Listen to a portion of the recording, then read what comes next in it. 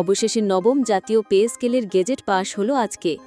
আসসালামু আলাইকুম প্রিয় দর্শক, আপনাদের মাঝে মহার্ঘ ভাতার আরও একটি নতুন আপডেট নিয়ে চলে আসলাম। অবশেষে নবম পে স্কেলের গেজেট পাশ হলো।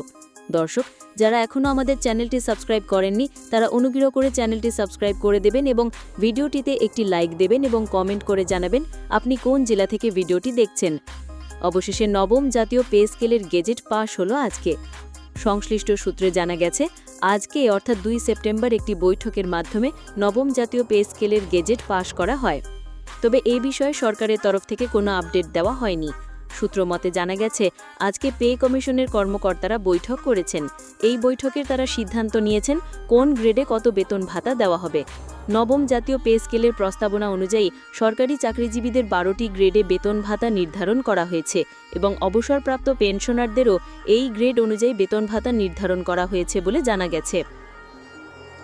অর্থ মন্ত্রণালয়ের এক কর্মকর্তা কর্তৃক জানা গেছে, এই মাস অর্থাৎ আগস্ট মাসের বেতন 4 তারিখের মধ্যে দেওয়া শেষ করবে। এই বেতনের সাথে এবারের বাজার দর অনুযায়ী বেতন ভাতা দেওয়া হবে। এবারের বেতন ভাতা কাঠামো সাজানো হয়েছে।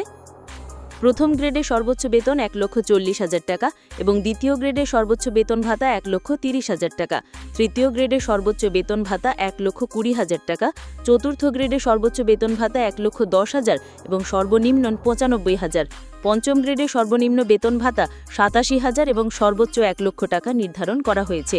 ষষ্ঠ গ্রেডে 80,000 থেকে 92,000 টাকার মধ্যে বেতন ভাতা রাখা হবে এবং সপ্তম গ্রেডে 73,000 থেকে 85,000 টাকা পর্যন্ত বেতন ভাতা রাখা হবে।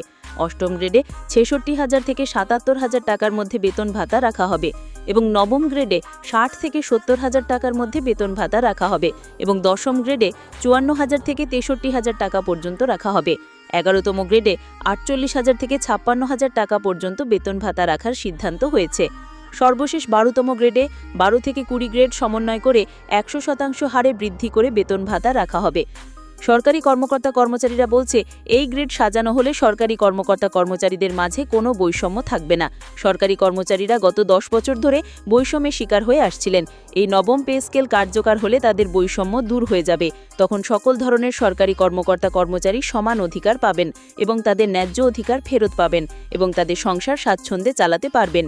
এটি কিন্তু জানিয়েছেন সরকারি কর্মকর্তা ও চাকরিজীবীরা। বলা যায়, নবম পে স্কেল বাস্তবায়নের মাধ্যমে প্রধান উপদেষ্টা সরকারি কর্মকর্তা ও চাকরিজীবীদের জীবনে একটি নতুন অধ্যায়ের সূচনা করতে যাচ্ছে।